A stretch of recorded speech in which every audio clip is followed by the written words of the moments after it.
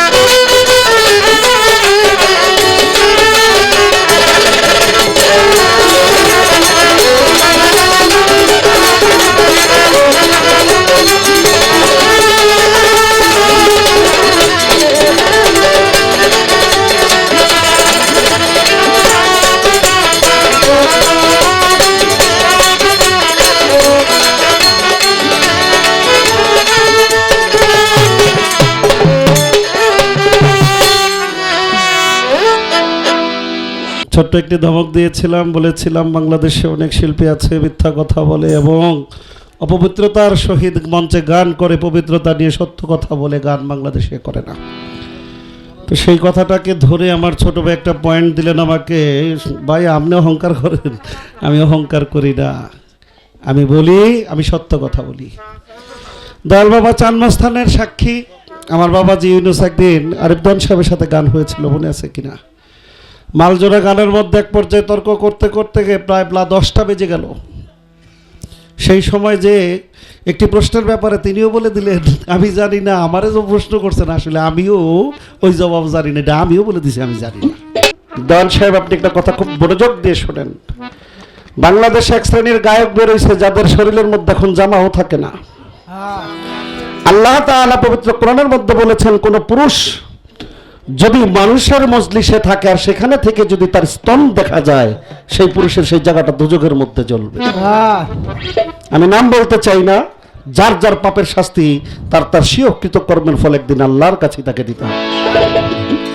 আপনারা জানেন, এই দেশে এমন কিছু গায়ক আছে, তারা এমন সব ভাব ধরে, নিজেকে যে কি মনে করে তারা, এর কোনো মীমাংসাই নাই। 2 দিন পরে আবার ইউটিউবে মাপ চায়, মাপ চায় না। আপনারা দেখেন নাই যে আমি মাপ চাই, আর জীবনে করুন এরকম বলতেছে, শুনেন নাই? আমার দাদা ভাই হালিম সাহেব, যিনি জীবনে রোজা নামাজ কাজা করেন নাই, ওনারা গান গেয়ে গেছে জনম বইরা, কোনোদিন তো ওনার লগে কারো লগে বাঁচলো না। কিন্তু এই দেশে কারা কারা কোন কোন জায়গায় মাইর খাইছে, কোন কোন জায়গায় পিড়ে পিড়ি হয়েছে, অপমানিত হয়েছে, এগুলি তো আমরা কিছু জানি। এই জন্যই বলছিলাম যে বাইরে এমন গানের সময় ওই যে এখন কথা, ভিতরের কথা বাইরে গেল, তুমি আমার এরকম একটা আঘাত করছো। আমি তোমারে বলছিলাম যে দেওয়ান, সম্মান থাকতে থাকতে গানের জগৎ ছাইরা চলে যাব। দেখবেন কিছু কিছু গায়ক গায়িকা বাইরেছে, কি গান যে গায়, আরে বাবা রে বাবা। ওই যে হটিসই তো, আর ছেলেদের গান তো এখন আর চলেই না। শুনলা কিছু ফকির গানের গায়ক বাইরেছে, গায় তো গায়, আবার হাতের এরম এরম করে গায়, এই যে এরম করে গায়, দেখছেন? এরম এরম করে গায়। তো দেওয়ান, আজকে হয়তো আপনি আমার কথাটাকে অহংকারের মতন মনে হয়েছে, একদিন আমার জায়গায় এসে আপনি এরকম চিল্লিয়ে বলবেন, আল্লাহ এই শয়তানের মজলিস থেকে যেন তুমি আমার উঠাই নিয়ে যাও।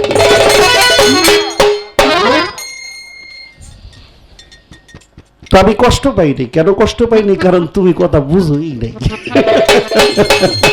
না বুঝছে হুদয় আবার অহংকারী মহংকারী বানাইয়া একঠান করে যাক গা, ছোট ভাই না। কিন্তু সবচেয়ে বেশি কষ্ট যেখানে পেয়েছি সেই কথাটা হলো, তুমি বেলায়েতের একটা গান ধরে গান গাইতে গাইতে এক পর্যায়ে গানের অন্তরের ভিতরে কিছু কথা শুনলাম, যে কথাগুলি আমি মেনে নিতে পারছি না। দেখেন আমার নবুয়তটারে কইতাছে, কয় সূর্যের থেকে চাঁদের যেমন আলোটা। আরে তুমি একটা জ্ঞানী গায়ক, এটা কোনো কথা হইল? তারপরে বেলায়েত হইল খোদাই শক্তি। আচ্ছা বুঝলাম খোদাই শক্তি বেলায়েত, তো সেই শক্তি দেয় কই, রাখে কই? সিনার মধ্যে। আর সিনার মধ্যে দিতে হইল তো একটা নার্ভস দরকার নাকি? কথা বুঝছেন? কিন্তু একটা নার্ভস দরকার, দেহ দরকার না? সিনা ডাইলো করতে গিয়ে দেহের মধ্যেই তো, তাই দেহের মধ্যেই তো খোদাই শক্তি বেলায়েতটা দান করে। তাই বেলায়েতের এই শক্তি যখন খোদাই নার্ভসের মধ্যে দান করে, এই নার্ভস দিয়ে মাঝে মধ্যে আবার মাইয়া লোকের উপরে উঠে। কয়েকদিন পরে আবার অসুখ বিসুখ হয়, অ্যাক্সিডেন্ট করে, প্রস্রাব করে, পায়খানা করে, আবার এক সময় মাটির সাথে মিশে নিশ্চিহ্ন হয়ে যায়। খোদাইয়ের শক্তি খোদাই তাইলে আবার উড়াইয়া লয়ে যায়। দেওয়ান পারমানেন্ট জায়গাটা কই?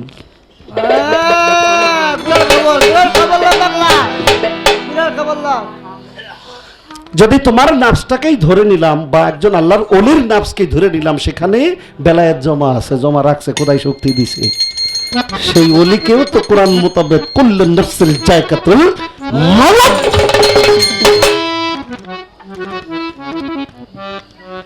কত সুন্দর করে বলে আমার নবী বেলায়েতের ক্ষমতার বলে কোরআন শরীফ পাইছে। ভাই আমি মাইনা নিলাম না এই কথা। শুধু কি তাই? আল্লাহর আরশ মহল্লা সৃষ্টির মূলাধার চক্র, সেইখানেও নাকি বেলায়েতই ছিল বলছেন। এখন টিকে রাখতে পারেন কিনা সেটাই দেখেন। তবে আমি আলোচনায় পরে যাব। যদি আজকে জ্ঞানী শ্রোতা হয়ে থাকেন, কিছু মূল্যবান কথা নিয়ে যাবেন দেওয়ানের কাছ থেকে, আমার কাছ থেকে। অহংকারী যে বানাইছেন আমার, আমি কিন্তু এটা ভুলি নাই। আপনাদের দূর একটু গান শোনেন। গানটা করতাম না ভাই, কেন করি? ওই যে একটা কথা বলছে যে নবুয়তের পরিসমাপ্তি। আসলে নবুয়তের খবর যদি আপনি জানতেন তাইলে আর এই ধরনের কথা আপনি বলতেন না। যদিও 570 খ্রিস্টাব্দে আমার নবীর জন্ম হয়েছে, রসুল এসেছে মদিনার বুকে, সেখান থেকে শিশু যুবক হয়ে তারপর আস্তে আস্তে নবীর নাবিত্ব নিয়ে ইসলাম, তার উপরে কোরআন নাজিল হয়েছে, আর সেই কোরআন তিনি প্রচার করেছেন মানুষের মধ্যে। আপনি কি মানিকদন ভুলে গেছেন? এই কোরআন মানব সৃষ্টিরও শত সহস্র বছর আগে আল্লাহর আরশ মহল্লায় সিদরাতুল মুনতাহারে সংরক্ষিত ছিল।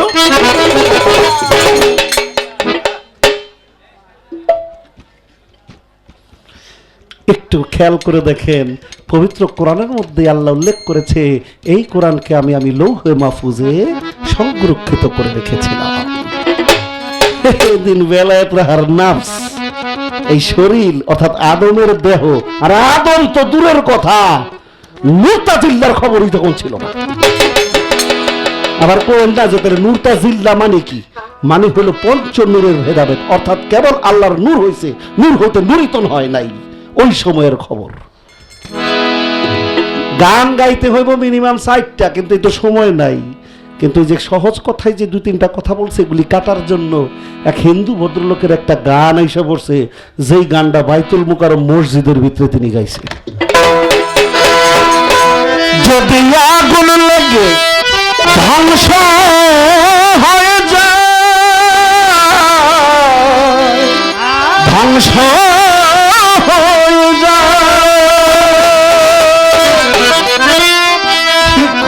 ভদ্রলোক, এই থাম।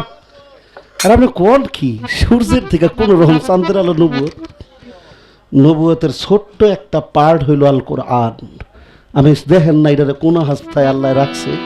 যদি আগুন লেগে ধ্বংস হয় পৃথিবীর সব বইয়ের দোকান, বিশ্ব থেকে হারাবে না পবিত্র কোরআন, বিশ্ব থেকে হারাবে না নবুয়তের বিধান, বিশ্ব থেকে হারাবে না পবিত্র কোরআন, হারাবে না পবিত্র কোরআন, হারাবে না পবিত্র কোরআন, হারাবে না পবিত্র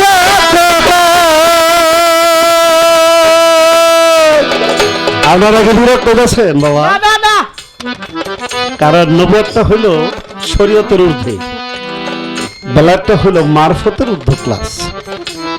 আজকে আমার ভাই চেষ্টা করবেন নবুয়ত খাতমুন নবুয়ত অর্থাৎ নবুয়তের পরিসমাপ্তি ঘোষণা করে দেওয়ার জন্য। আমি চেষ্টা করব নবুয়তের মধ্যে ধরে রাখার জন্য। আমার ভাই চেষ্টা করবেন নবুয়ত শেষ করে দিয়ে বেলায়েত চালু করার জন্য। আপনারা জ্ঞানী শ্রোতা একটু তামসাটা দেখেন কে কোন দিক আমরা যাই। কেমন করে করবে কোরআন আগুনের ইতিহাস, কেমন করে পড়বে কোরআন আগুনের ইতিহাস। এই বিশ্ব জুড়ে আছে কত কোরআনের হবে, কোরআনের হবে, কোরআনের হবে, কোরআনের হবে। ছাপাই আসমানি গ্রন্থ, তারা ছাপাই আসমানি কোরআন বাঁচাবে ইসলামের মান। বিশ্বকে হারাবে না পবিত্র কোরআন, বিশ্বকে হারাবে না পবিত্র কোরআন হবে, বিশ্বকে হারাবে না পবিত্র কোরআন, বিশ্বকে হারাবে না পবিত্র কোরআন। পাকিস্তানের এক প্রেসিডেন্ট ছিল যার নাম ছিল জিয়াউল হক। বিমান দুর্ঘটনায় তার পরিবার সহ তারা সব মারা গেলেন। পাকিস্তানে জিয়া মরল দুর্ঘটনায় ভাই, পাকিস্তানে জিয়াউল হক মরল দুর্ঘটনায় ভাই। বিমান পুরে সারখার হইল কোরআন পুরে নাই, কোরআন পুরে নাই, কোরআন পুরে নাই, কোরআন পুরে নাই। কিতাব যেমন ছিল তেমন আছে, কিতাব যেমন ছিল তেমন আছে, একটু সুরাও হয় বুঝলাম। এই বিশ্ব থেকে হারাবে না পবিত্র কোরআন হলো, বিশ্ব থেকে হারাবে না কোরআন হলো, বিশ্ব থেকে হারাবে না পবিত্র কোরআন হলো, বিশ্ব থেকে হারাবে না পবিত্র কোরআন। যারা কোরআন ধ্বংস করতে চায় জানে না তাহারা, যারা কোরআন ধ্বংস করতে চায় জানে না তাহারা। এই পবিত্র কোরআন ফেরেশতারা দিচ্ছে পাহারা, দিচ্ছে পাহারা, দিচ্ছে পাহারা, দিচ্ছে পাহারা। আমার বিশ্ব নবীর সাগর বিশ্বনবীর সাগর, যে বিশ্ব নবীর সাধনার জন্য খুলে কয় আল্লাহর মান। এই বিশ্বকে হারাবে না পবিত্র কোরআন হলো, বিশ্বকে হারাবে না পবিত্র কোরআন হলো, বিশ্বকে হারাবে না পবিত্র কোরআন। লাগরে লেগে ধ্বংস হয় পৃথিবীর সব বইয়ের দোকান, বিশ্ব থেকে হারাবে না পবিত্র কোরআন, বিশ্ব থেকে হারাবে না পবিত্র কোরআন, বিশ্ব থেকে হারাবে না পবিত্র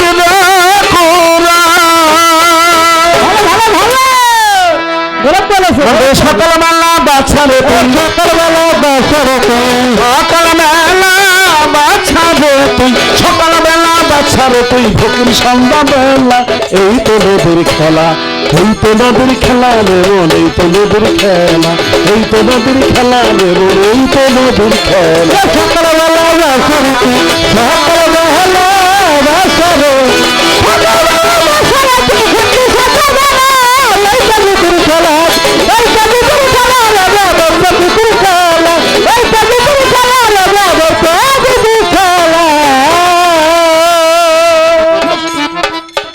কেন শ্রোতা একটু যদি আপনারা দয়া করে থাকেন বাবা চুপ।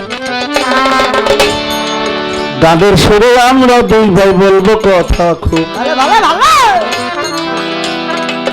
নবুয়ত নিয়ে প্রশ্ন করলেন আসরের ইঠাই,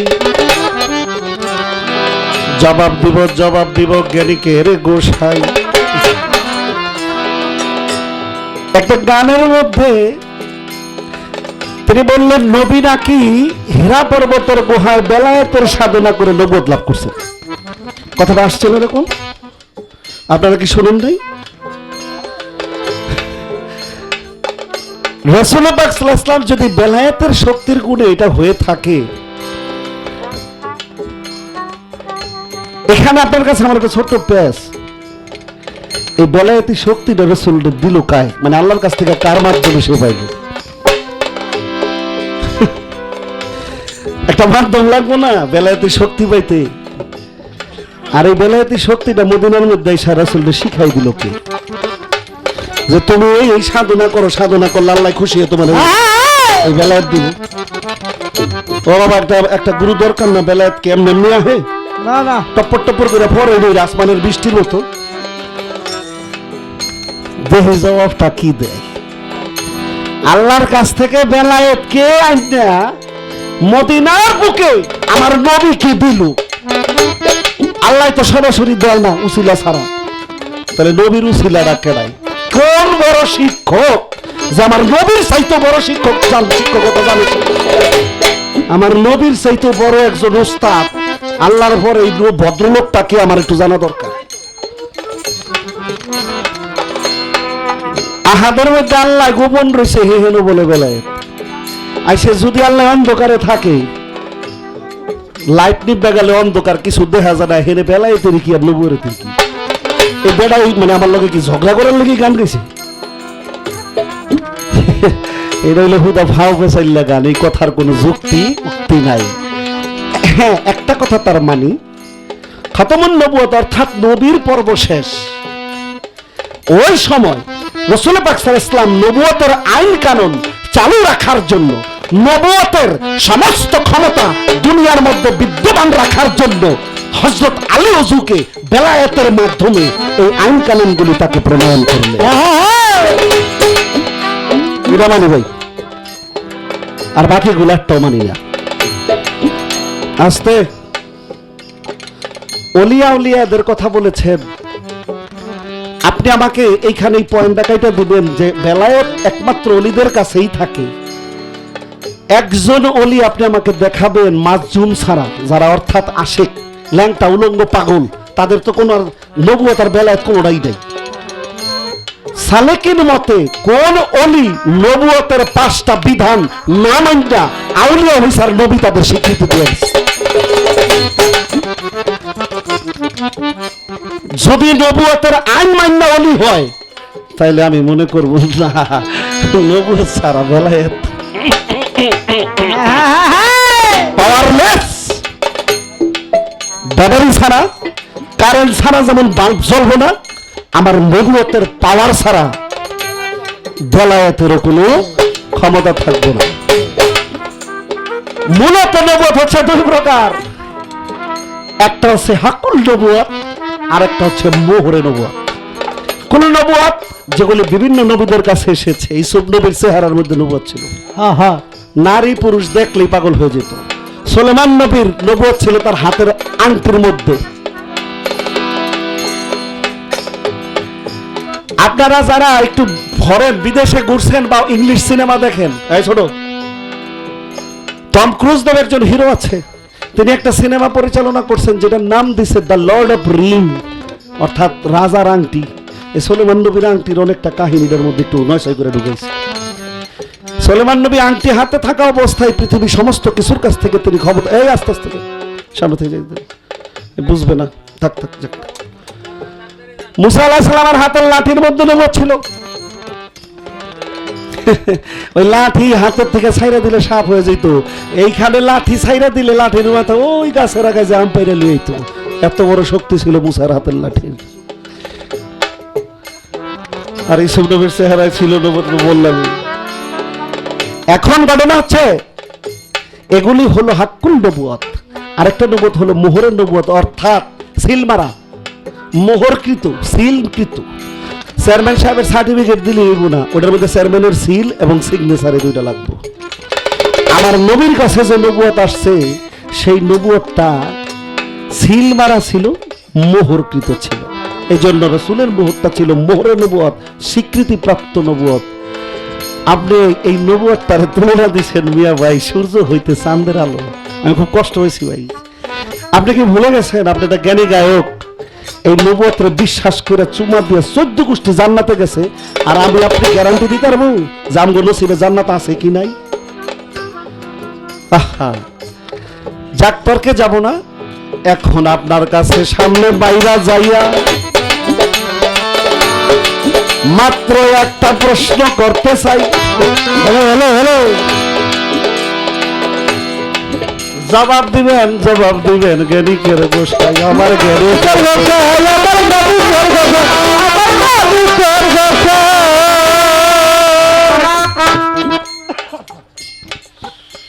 বেলায়েতের মধ্যে শ্রেষ্ঠ দুজন আউলিয়া, খাজায়ে খাজাগান কুল্লে খাজা সুম্মা আজমেরি, গরিবের নওয়াজ গরিব, নওয়াজ গরিবের বন্ধু খাজা বাড়িতে চিস্তি।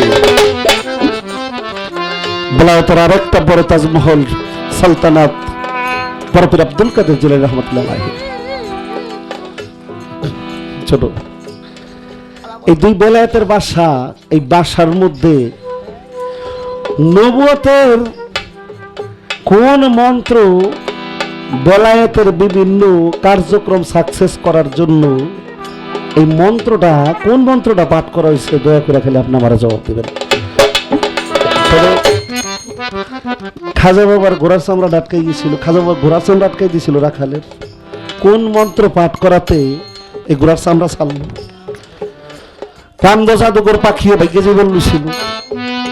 কোন মন্ত্র পাঠ করে জুতা ছাইরা দেওয়ালে এই পাখিরে পিড়িতে পিড়িতে জমিনে নিয়ে এলো।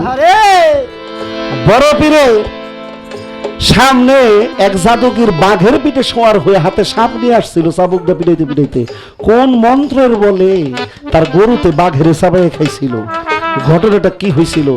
এই নবুয়তের, এই বেলায়েতের যে মূল মন্ত্রটা, শক্তিশালী মন্ত্রটা, এই মন্ত্রটা এর মধ্যে পাঠ করে একটু শোনায়েন তো, দেখবেন এর মধ্যে নবুয়তের কোনো গন্ধ আছে কি নাই। তাইলে মান্য যাবে ভাই, আজকে আর নাই যাবে জানতেছি না। সকালে